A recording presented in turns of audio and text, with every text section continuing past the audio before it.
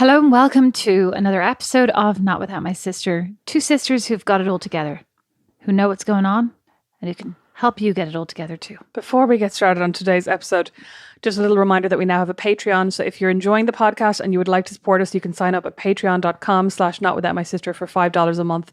And each and every week you'll get a super exclusive patron-only bonus episode, but you'll also get our regular Tuesday episode early and without any ads. So if that sounds like fun for $5 a month, patreon.com/notwithoutmysister. Beatrice, what are we going to talk about today? Well, today, Rosemary, as two women who've got it all together, I thought we could talk about how did we know? What led us to be so together in our lives? What are the things that we read and that we watched and that what cultural tidbits did you pick up along the way that led you to where you are today? We're basically going to talk about the lies we were sold by fiction.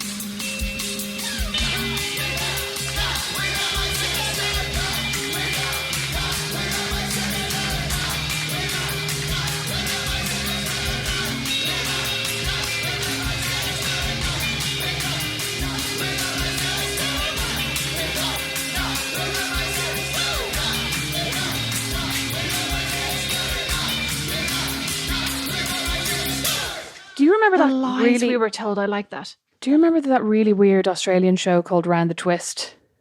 Where it was like...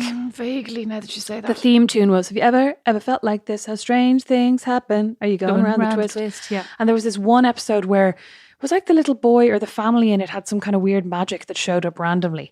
And there was one episode where the little boy and all of his friends at school were having a competition to see who could pee the highest. And he managed to pee right over the wall of the boys' bathroom. And I remember believing that was possible.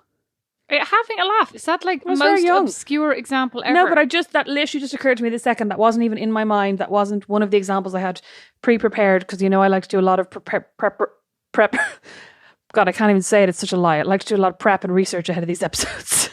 Well, I'm looking at my notes for this episode and one of them says Anne of Green Tables. So my prep is also excellent. Ridiculous typos sometimes. What? I mean, how did that even mean? Anne of Green Tables. I'll tell you what sold me a lie. Coca-Cola. The Coca-Cola ads. All my life fed me this lie of like America was going to be full of Coke. No, like super, it's that wholesome apple pie America. Like everybody's smiling. Everybody's like out, you know, there are water hydrants exploding everywhere and people are kind of dancing.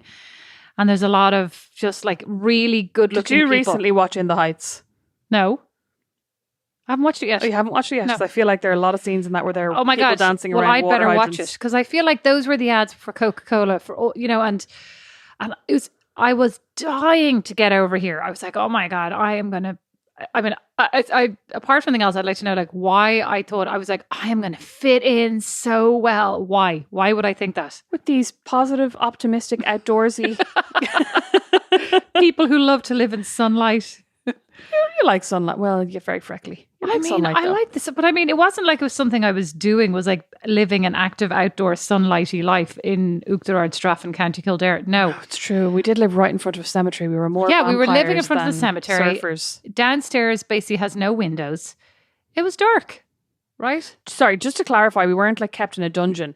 Our house, we live upstairs and then the downstairs is like the garage and my dad's workshop and the utility room. And there are some windows to the front, but it's like built into kind of a rock face. So like there are no windows in the back. Nobody cares. It was built into a rock face. You were making it sound a bit Joseph Fritzl. It was the downstairs of our house had no windows. How dare you take that back, poor dad. It was built into a rock face. Dad, you creep. Listen, that was the whole Joseph Fritzl. I know. Anyway. All that to say more like, you know, the Irish weather. It wasn't like I was living out in this, you know, hanging out on a splash pad 94/7. That's incorrect. 24/7.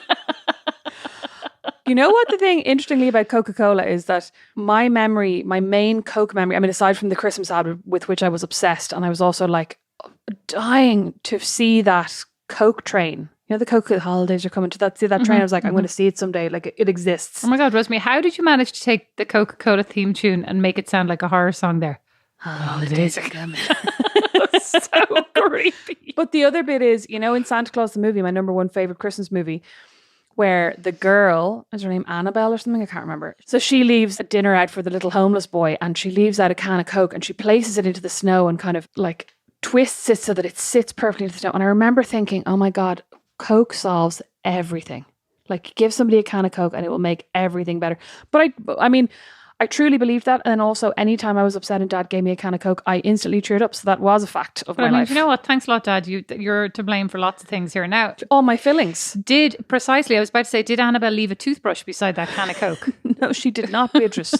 You would actually have hated. She left him a plate of like turkey and potatoes and gravy all over it. Oh, gravy. I mean, seriously, have you watched this movie again with the goggles of like mature age? And is Dudley Moore not just the most annoying? Yes. How did we watch this movie on repeat Man-child. so many times? Oh, and also I watched the movie last year with Brandon, and it was like halfway through and I went, oh my God, they are not real reindeer. No, and they're literally puppets. Like, they're puppet reindeer. And I was like, so shocked. I always thought they were real reindeer. Would it not be easier to get some trained reindeer? Do they exist? Well, at one point, one of the reindeer gets frightened and puts his ears over his eyes. So I think it would be hard to train a reindeer to do that. That's true. Well, back to me anyway, back to this. But then I also wonder, now that I live in America and I find this outgoing effervescence so baffling. I'm like, why did I think that? Because like, I came over then for summer camp to be a camp counselor, age 19. Yeah. And hang on, had the Addams Family Values come out at that point? Because I feel like that was probably a fairly accurate portrayal of camp, because Wednesday Addams was such a little shithead in it. But every other portrayal of camp I'd ever seen had been like, this is going to be the time of your life. Well, I mean, I did think this was going to be the time of my life. I was going to be, I mean, I don't know how I thought that just getting on a plane and landing in a foreign country was going to transform me into one of the twins from Sweet Valley High. Sure, listen, every time the calendar went from August 31st, I had to just figure out how many days are in August. Every time the calendar went from August 31st to September 1st and like a new school year, I was like, I'm a new woman. This year I'm going to be calm. I'm not going to be at all reactive to anyone. I'm going to be so laid back. I'm not going to put up my hand at any point. I'm not going to like offer unsolicited advice or unsolicited opinions during any class, because I know that's annoying. And literally September 1st, I'd be like, Miss, do you not think? I'm not going to organize against my teachers. No, I'm just going to be cool. I'm going to be the chill, cool girl. I'm going to be so laid back. All the boys are going to fancy me. Everyone's going to want to be my friend. You're going to be Rayanne in My So-Called Life. Oh, yeah. Yeah. Mm-hmm. But no. I wasn't. So I thought that you weren't. You were Brian, the guy on the bike. Oh my God, I was. I was Brian, the guy who never gave up on his dream of being with Claire Danes. You were 100%. Even had the same hairstyle. I still have the same hairstyle, you absolute bitch. Anyway, go on. So you thought you were going to land in America. Yeah, become somebody obviously totally like else. Dorothy and Oz. Yeah, and like really fit in and, wear shorts. Got that. I got my fringe cut, right? So I cut my fringe, not knowing that the humidity. What a moron. Age 19, not age 9, right? But not just the humidity. Did I bring a hairdryer? No. It wouldn't have worked over here.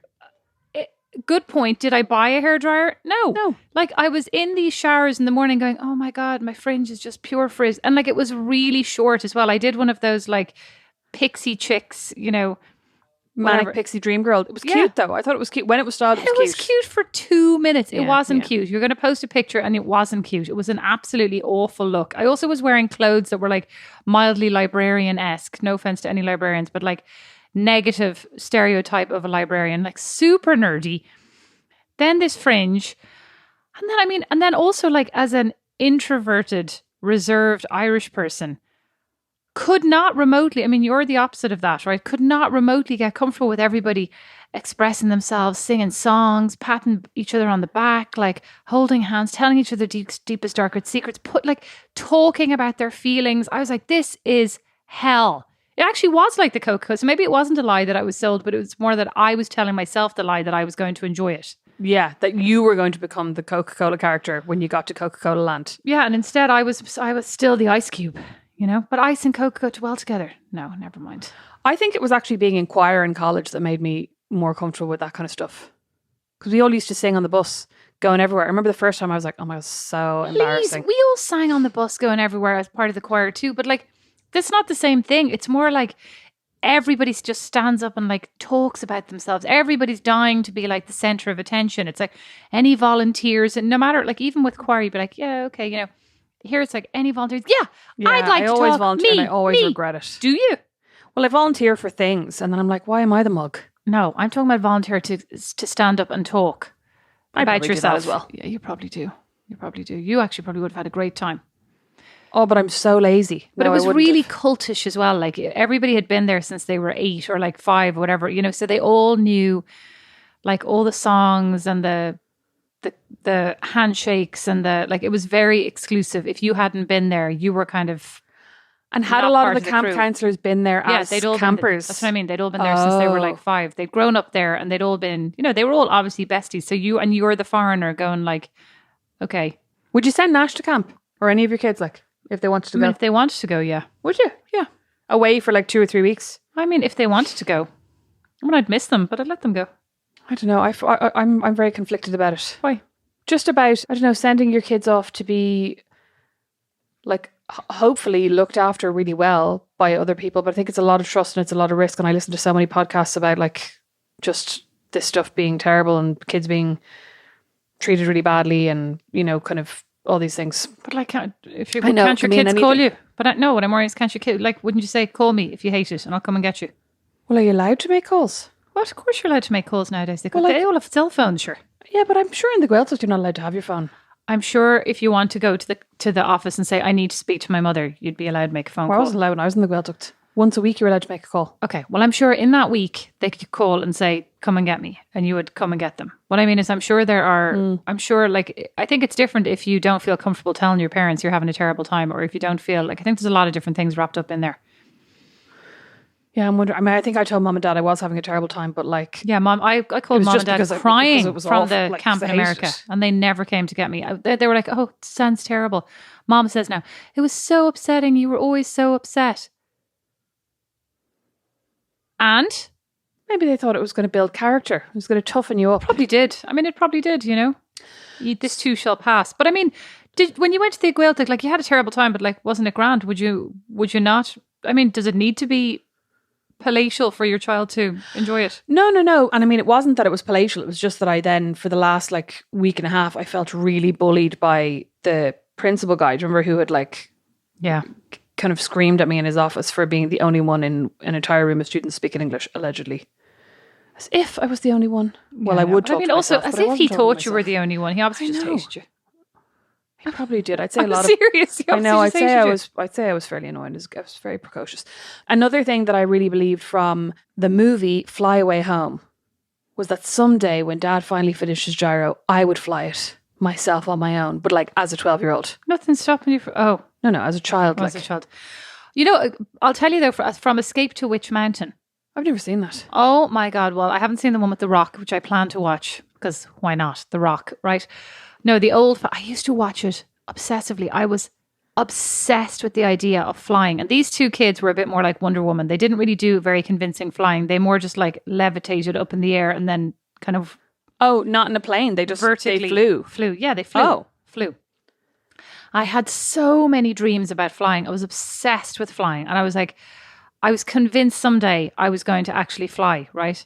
And I mean, I still dream about flying, but not half as often. I used to love those dreams and they were so exciting and I'd be so disappointed to wake up. But like my life has actually gone so far downhill that last night, I was telling you this, I had a long, long, long dream in which I flicked through the Irish folklore and just spelled Irish words. This was my dream. I was like, oh, I didn't know Boher was spelled Bothar. B.O. father. Yeah. Oh, I didn't know there was a father there instead of here. Literally, this was my 2-hour dream, and I woke up and I was so annoyed with myself.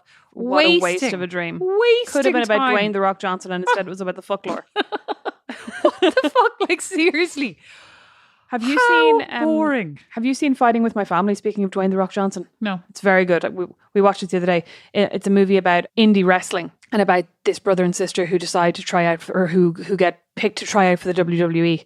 But it's actually very good. Florence Pugh is in it and Dwayne The Rock Johnson and Nick Frost and other people. It's good. Okay. And what's that got to do with what you thought you were going to be when you grew up? I was just thinking of Dwayne The Rock Johnson. Do you think you were going to be a wrestler? No, but on the topic of sports, I did think, like, I remember when I watched Buffy, that I was literally like, someday now, when I get around to it, I'm going to get really fit and I'm going to be able to do that thing where, you know, when she's lying on the ground and she just flicks her legs up and is standing. I was like, I'm going to be able to do that someday. You know that James Marsters could do that, so he did a lot of his own stunts. Okay. but Buffy couldn't. Great. Now you did get really fit at one point. I still couldn't do that. Yeah, I was going to say, could you not? Why not? No, couldn't even do a handstand. I don't know that you were you were very fit, but I don't know that you were super flexible, were you? No, I was very strong, but I don't even know that I was very fit. Like, I wasn't very aerobically fit. I wouldn't have been running anywhere. You were very fit. You were on the stupid... What are you talking about? You're on the Peloton non-stop for hours on end. Yeah, but the Peloton and running is different. Rosemary, your idea of aerobically fit and the average person's idea of aerobically fit, you were very fit. But let's go back to, you have very short arms. Maybe that's why you couldn't jump up like that with your legs. The fuck? My arms are... You think my arms are short? Are my arms short? My arms are totally normal length. Your appendages are rather solid. Maybe that's the lack of flexibility. Do you actually think this? Are you just breaking this to me now live on the podcast? My appendages are very short. I said solid. How dare you? They're just not bendy. I wouldn't look at you and think, there goes a bendy person. I wouldn't look at anybody and think, there goes a bendy person, but I would look at you and think, there goes an asshole. So maybe that's worth something. Do you think you're very flexible? I mean, no. I used to be able to put my hands under my feet when I was doing yoga, which I realise now was 20 years ago. I'm always like, I just need to get back to that level of fitness. But that was like, I was 23. I think I can still put my hands under my feet, even while Can pregnant. Yeah, I think so. No, you can't. I think so. Your I think full I can. hand under your feet. Yeah, do you want me to try? Yeah, right now? I do actually. Okay, you Let's can narrate. Okay.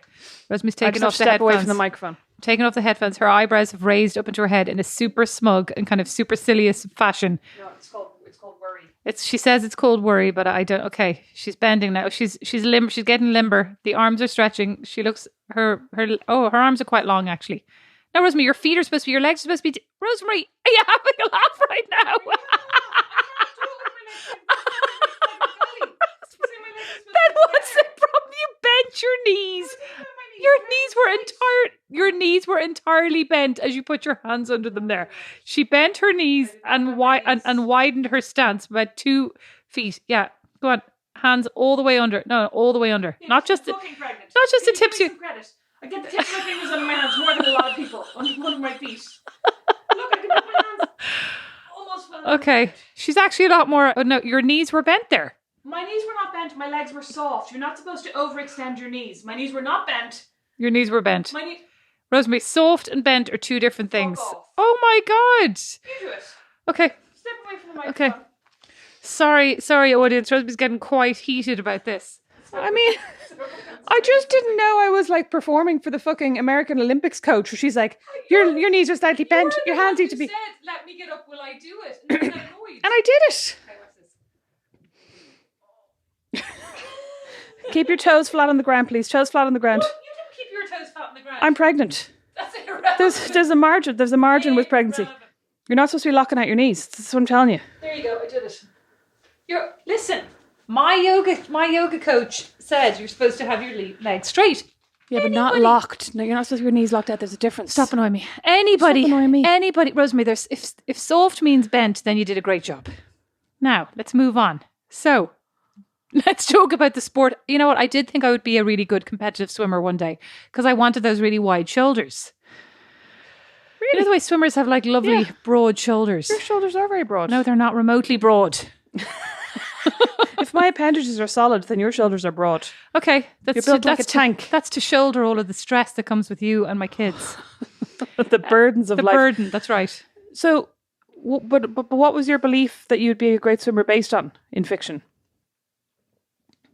It was based on the fact that once I managed to dive into the pool and it was not bad. Oh my God, do you remember Abigail tried to teach me to dive in Turkey and I dived in one day and I did my stroke too quickly and banged my nose on the bottom of the pool. And then like all the tan on my nose, I had a big cut and all the tan on my nose peeled off and I had this big pink. Do you not remember this? You have a terrible time in the sea and in water. Listen, in an I am aqueous very body. accident prone. I actually am. Do you remember, like, I literally went next door to get the takeaway menu and broke my arm in 2 places. I can't actually get over. Are you telling me that? Are you telling me that you did the stroke like right down to the bottom? Yes, and bashed my head off the bottom. You're lucky I'm alive. You didn't turn or anything like that. No, I didn't. I didn't start to swim up until it was too late. No wonder you're so strict at the pool with the kids. Stop it. Get away from the edge.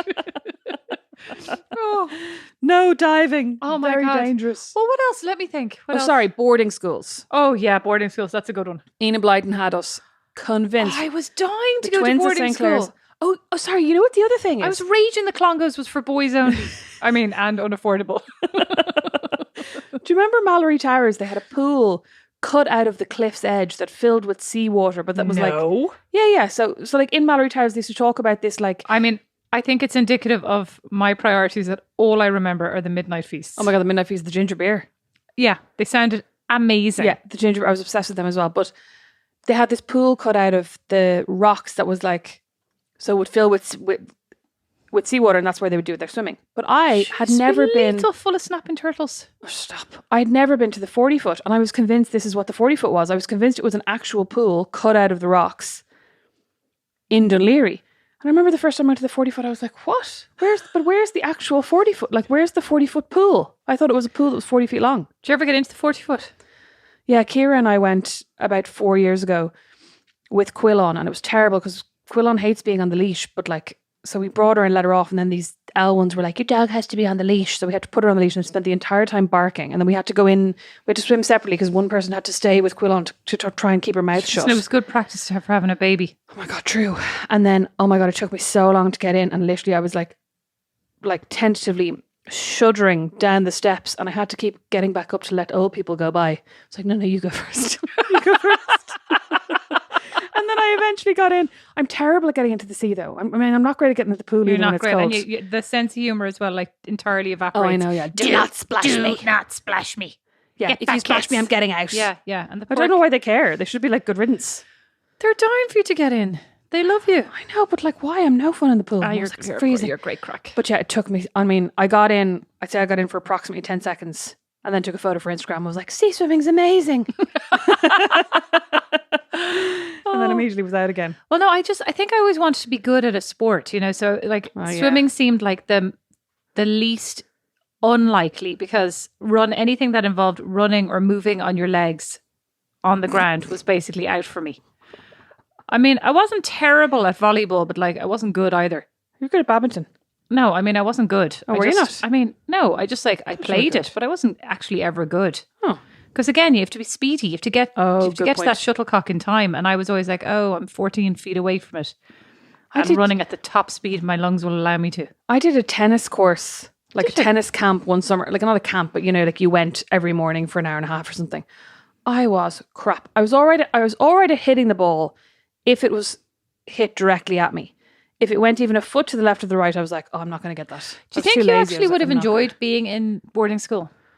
I don't know. My friend Kira was in boarding school and she loved it. But then I have heard so many stories of people who were like, oh my God, I hated it. I was so miserable. I wanted to come home all the time. I was really lonely, blah, blah, blah. But she absolutely loved it. She was in boarding school in somewhere in Westmeath with nuns and she still loved it. Julie's sister also went to boarding school and absolutely loved it as well. I don't know. Would I have liked it? I think I gather she was sent like semi as a punishment to like get her in order, and then she absolutely loved it, which was not what they were expecting. I mean, obviously they didn't want her to be miserable, but it was real like, now she's going to learn like how to behave herself, and she was just more like, this is amazing. No, I don't think I would have liked it because I think I don't like organized fun. You know what I mean? Unless you were doing the organizing. No, I like to organize and then I like to stay home and send everyone else. Do you think you would have liked it? No, I would have absolutely hated it. I hate anything organized. I hate being told. You actually do. God, you hate a timetable. I hate a timetable. I would hate to be told. I hate knowing what I'm going to eat. Like, I hate knowing any of these things. And they do have like Fridays, this food. Yeah.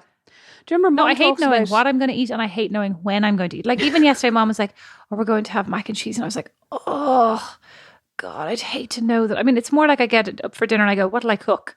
I'd hate to be like, oh, tonight. You know, when you say, maybe we'll have this for dinner, like as soon as we're finished breakfast and you say, what will we have for lunch? What will we have for dinner? And I'm like, oh, stop. You're such a weirdo. I know, yeah. I like a plan, but like, I don't like, I mean, I think I would hate the idea of, okay, on Thursdays for 2 hours, we do drama and we do this and we do that. And it seems like boarding school, in my mind anyway, is very regimented and there's not that much time where it's literally like, do whatever you want. You know what I mean? Like sit down, read a book, go for a nap. Like story of my life now. I'm pretty sure that's not on their list at all. Babies can lie down now. What else? I'm trying to think. There are probably loads of things like, well, yeah, there are loads of movies, I think, kind of rom-coms that definitely made me think, don't, like, if a man seems like he's not interested in you, persist. You know what I mean? I don't know. I'm trying to think, like, I just think there was like a lot of like, oh, he's a commitment phobe, or I'll tell you that movies definitely made me think that, you know, just being sarcastic and kind of barbed and witty, like, was the way to go. oh no, You know what I mean? It's Yeah, like, I be know. the I agree. funny one who's good with the put downs, because like men love that. They'll come flocking back for more of that. You're like, no, they do not. They literally go, what a bitch. Where's the easy one with the long hair? That's true. And I shaved my head. At the age I of also 13. It shaved took me my so head. long. Yeah. And then I remember I was like hanging out with a gang of guys, many of whom I fancied in Italy. And they were all like, oh God, nothing better than a girl with extremely long hair, like Rapunzel-esque hair. And I was like, yeah. It's like, I don't know why they're telling me this. They're just playing hard to get. No, yeah, I was real like, they're not telling me this because they don't fancy me and because they consider me one of the lads. They're telling me this because they're willing to wait for me to grow my hair to that length. I mean, also, yeah, I think I was definitely duped into thinking that like being friends with loads of boys, or like trying to befriend the boys, would get you in with them in a romantic way. You know what I mean? And it didn't work like that for me. I mean, I just think it's so stupid, right? It's like being friends with boys will lead to something else. Well, like, maybe we should just be like, you know, be friends with these boys. Yeah, that's like, enough. Yeah, but like, why? Yeah, why not be friends with everyone? Like, Yeah. I was definitely my entire aim from the age of 6, 16. No, from the age of whatever. Like, listen, irrelevant.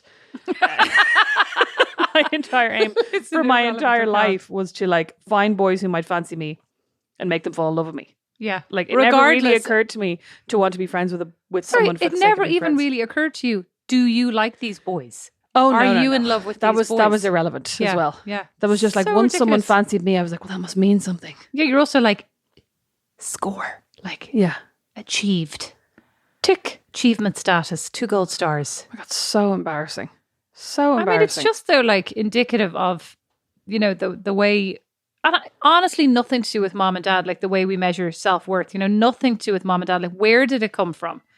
We were literally living in the middle of nowhere. I can't blame TV. We had 2 TV channels, RT1 and 2, the least sexy. I wasn't allowed to watch Glen Rowe. Yeah, an adult I show. wasn't allowed to watch Glen Rowe either. Or The Fair least City. sexy, I wasn't allowed to watch Twin Peaks. I've never seen Twin Peaks. No, I mean, I wasn't allowed to watch it. Like, literally, I mean, also, how did mom and dad not appreciate how obedient we were and how lucky they were? If I say to my kids, don't watch this, they're like, all right. And then just do whatever they want. We were great. We were angel absolute children. best. Or at The least absolute best. So anyway, back to RT1 and 2. The radio, nothing sexy ever said in Ireland, right? Like, where did we get this from? Because, I mean, I was even thinking, you know, we were not brought up to think about how you look, or like, as absolutely mom's like still going, I mean, you'd be lucky if you got some conditioner. That wasn't a priority. Not a picture in the house, not a mirror in the house, I realised until years later. Yeah, yeah. Like, not a full length. I think we had to like basically go, can we buy a full length mirror? Yeah. Can we get it? Yeah. There's not a full length mirror. There's a full length mirror on the back of mom and dad's bedroom. That is Full length mirror for mom who's 5'2". Yeah, that's about 5 years old. Like, okay, 10, but 10, like, yeah. was not there when I was growing up. Yeah. Like, And you'd know from the photos. well, you know, that's extremely hurtful, but you're correct. But I mean, it must be from culture. You know what I mean? It's like, it's from the books we were reading. It's from, oh, sorry. Sidebar, I also believed that if there was a nuclear war, from Children of the Dust, I believed that if there was a nuclear war, we would all become telekinetic. That'd be amazing. I know. That would be amazing. I know. I'd love that. It'd be so cool. But yeah, that was a great book. And you probably believed from Robert Cormier that you'd like to be invisible for a second and then hate it. Absolutely not. I Sounded read awful that at the book and end. I was like, what's it called? Fade. Read that book and I was like, absolutely no thanks. Would never like to be invisible. All the superpowers, that's the one I will give back thanks. Yeah, sounds great until it's not. Yeah, don't want to But read yeah. anybody's mind. Don't want to be invisible. I'd like to be able to fly. I think it was all from culture though. Like, if I think about the things that I read over, so as soon as I discovered Louise Bagshaw, from about the age of like 12 or 13, I think, when I first read Louise Bagshaw, I was like, the aim in life is to be successful so that you can use that success to find a man. The aim of life is to be cool so that you can use that coolness to find a man. Like all of it was literally like, I just want to find him. I just want to find a man, settle down with a man, find a man who loves me. And also Beauty and the Beast made me think that if a man's really mean to you, it's because he's afraid of his feelings. It's because deep down he knows he's in love with you, and his rose bush is there shedding blooms like nobody's business, and he's in a panic. So basically, any man who behaves anyway, ignore it because secretly he's in love with you. Or if he's not, you can make him be. Or he wants to be. He just doesn't know it yet. He will be. Yeah. I do not know how the lies they fed you is right. The self-belief. The lies we told ourselves. I know, I'm more amazed by the fact that I think I was more like, any man who treats you anyway does not, nor will he ever love you. Meanwhile, you're on the other side going, it's just a matter of when. Yeah, I was like, it's just a matter of time. I'd be like looking at them going, you'll get there. Actually ridiculous. I know, and like based on absolutely nothing. I mean, listen, I've a great personality. I'm a great person, but like dead modest as well. Absolutely so modest. So what else? Humble, you could even say. Any books that you read that just set you up? Children of the Dust and Louise Bagshaw. Okay, good one. Any books that you read that set you up thinking that life would be different than it is? I mean, so probably Louise Bagshaw again. No, but like a lot of books that I read made me think that that your 20s is the time that everything kind of comes together. Like your mid-20s, that I would have not just a job but a career and a very clear career path set out in front of me. Clear life goals. Yeah, that I would have a house that I owned and was paying a mortgage off on by 26, 27. Mm-hmm. And also that I would be able to buy clothes in Brown Tom, that I would be buying like ghost shift dresses. And I would be buying them in size 8 maximum. Well, that's no, me. That's me. I thought I'd be buying them in 10 to 12. I was thinking in 8 because I was going to be so starved and delighted with myself. Okay. What about, did you ever read Caitlin Moran? What was her book? Caitlin Moran, How to Be a Woman? Yeah. Did you ever read that? Yeah, I did, yeah. Now, because I do think I think about remember it. Anna Green Tables, etc., right? And like what they didn't explain to me, many things, that it was a different century, but they didn't explain to me that like life is much more speedy. Life speeds up. Do you know what I mean? Like not just like you're so busy. Like by any of these books, you go home and what was her name? Aunt Martha, Aunt Bertha, whatever her name was always sewing. She'd always just baked a pie. And like she seemed to have endless time to be counselling Anne on what she should be doing with, what was his name? Rupert, whatever his name was. I don't remember a thing about these books. I read them and I watched the show as well, I think, but I don't remember anything. Okay, good. Tables have turned finally, but except I got all their names wrong. But like now I'm going, I've no time. I was filling in this online questionnaire, like which type of eater are you? Are you a fuel eater? You eat just for fuel. Are you a fun eater? You eat because you love food. Are you a fog eater? You eat mindlessly. I was like, no, I'm an eater who eats. I'm an overly busy eater. I don't have time to like really prep or maybe I should have. I know. Roseanne, it's your choice. Cousin Roseanne will be listening going like, well, that's just your choice. You need to be more organized. Agreed. But like on my list of priorities, it ends up going like I open the fridge and I go, what's in here versus I've planned this, I've planned that. Do you know what I mean? I'm not a very planful eater, but like I don't think I'm any of those things either. So I just don't know that anybody except maybe, is that how you pronounce her name? Caitlin?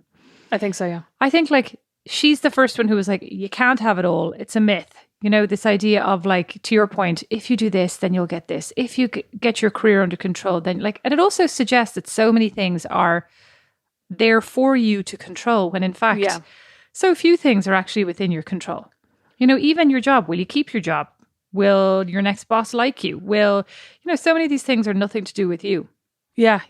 But will circumstances change in your life that you suddenly start thinking, you know what, I don't love this job enough to spend. Will there be a global pandemic? Do you know what I mean? Like these things are like outside of our control. So a lot of it is a myth of, you have the ability to shape this. You can shape how you react to things, as people say. You can manifest it. Mm-hmm. I keep meaning to write a whole piece about how that's such bullshit. Well, I find it really annoying. I mean, certain people believe it's true. But anyway, I was kind of going like, none of this stuff prepared me for the actual reality of life. Yeah. Like that there's so much going on. Like, and you're juggling so many things and looking after so many people. As Don said today, looking after 6 people, including yourself, including your partner, including your kids, and then like, Where's the... A dog, a cat, 8 frogs, a fish. God, a fish. What's the fish's name? Fish. Oh. A garden that's being chomped on by deer. Oh, and rabbits. And rabbits. You know, and it's just like, those are the things that I don't feel there was any prepper. Like, so should I say, that was the big lie. That so much of these things are controllable and that there's an outcome that can be guided by you. Yeah. And I think that like that there's a sense of like everything in its place. Like, you know, everything will work out as long as you do X and you do Y and you do this. And I suppose kind of the idea that like when you're grown up, you will own a house and you will be able to pay that mortgage and you will be able to pay your bills and you will have some things that you like and you will work a set number of hours a week and you will have kids and your kids will go to school and the bins will get put out either by you or by your partner. And this will happen and this will happen without any sense of like, you have to do all this shit. You know what I mean? Like without really impressing upon you, like you actually need to find the time in your day to make all these other things happen. But even if you do, other stuff can still happen. You know, and like half of this shit isn't going to get done. But that's also like all going the absolute most positive. Like, you know, mental health isn't really sick. A factor. Yeah, yeah. Exactly. Nobody's in like massive medical debt. Nobody's in massive, you know, college debt. It's not all Coca-Cola, smiles, and exploding faucets. Although maybe it is actually exploding what? Those things. What things? Water things. Oh, hydrants. Yeah, fire hydrants. Yeah, faucets. Faucet's your tap. Faucet. A faucet is fine, Rosemary. I don't say faucet. Do you say faucet? Yeah, I say a faucet. Good for you. Faucets is the circus. I know what faucet is, Rosemary. F-O-S-S-E-T. I get that. Thank you. Stop correcting my pronunciation when this morning I definitely heard you having a massive American twang as you come over here, cutie. And I said nothing because I'm just that kind of person until right now when I had to throw it back in your face. I said nothing because I don't hold things against people until the right moment. I don't, exactly. I keep them in my arsenal of petty little bitchy things. I can't believe you think I have short arms. I know, I said solid. First you said short. I meant solid. It's a 5-letter word, starts with an S. Oh, yeah, okay. I was like, solid has more than 5 letters. Oh my God. I'm very tired. Thank you all so much for listening to Not Without My Sister. Thank you all so much for putting up with us. What fictional reality? I mean, I also thought Jurassic Park was possible. I know that would be amazing actually, and also terrifying. I mean, listen, if I don't want any of these frogs in the back garden, I really don't want a T-Rex, but... Would you go to Jurassic Park to think if it was real? Absolutely not. I have a laugh. I mean, you hadn't seen the movie. Absolutely not. I'm still terrified of those velociraptors in the kitchen. But what I mean is, if you'd never seen those movies and somebody was just like, oh my God, this amazing development in science, there's this safari park and you can see dinosaurs, I think you would go. I would go. Absolutely not. Amazing. I would risk your life and limb. I mean, maybe I would go. Now I'm saying that absolutely not. Maybe I would. I think we all know that like my extreme statements can immediately be backtracked. Yeah, and also I feel like if you hadn't seen Jurassic Park, you would have no real sense of the danger of this. A T-Rex! I literally just read the other day that they've now decided that T-Rexes were extremely speedy animals, whereas before they've kind of they had them as like a bit clunk. lumbering. Yeah. Now they're saying clunk. No, they were speedy like a gazelle. So it's more terrifying. Yeah, even if their little tiny arms are cute, I would think they were cute up close. So I would say no, but then I'd go on a safari, but like a giraffe's not going to eat me. No, your head's too big. Vinny's learned to open the front door like a velociraptor with his claw. It's very creepy. The cat can open the back door, Rosemary. Okay, like I think the cat opening the back door is so funny though. It's almost like he's like burrowing at the side of it and then eventually flicks it open. You know what? Actually, that's a good point though. If the cat and the dog can find their way out, why would we think that a dinosaur could not immediately find its way out and kill us? Oh wait, that's a movie. It's already been made. I'm not going. Okay. Well, thank you all so much for listening to Not Without My Sister. You can get us on Instagram at Not Without My Sister. Email us notwithoutmysis@gmail.com or check out our website maybe at the end of August when it's been updated, notwithoutmysis.com. Thanks for listening. Bye. Not Without My Sister is produced by Liam Garrity, sound and original music by Don Kirkland, and our original illustration is by Lindsay Nielsen. Not Without My Sister is a member of The Warren. As is our podcast, The Critter Shed. For more great podcasts, hop along to thewarren.ie.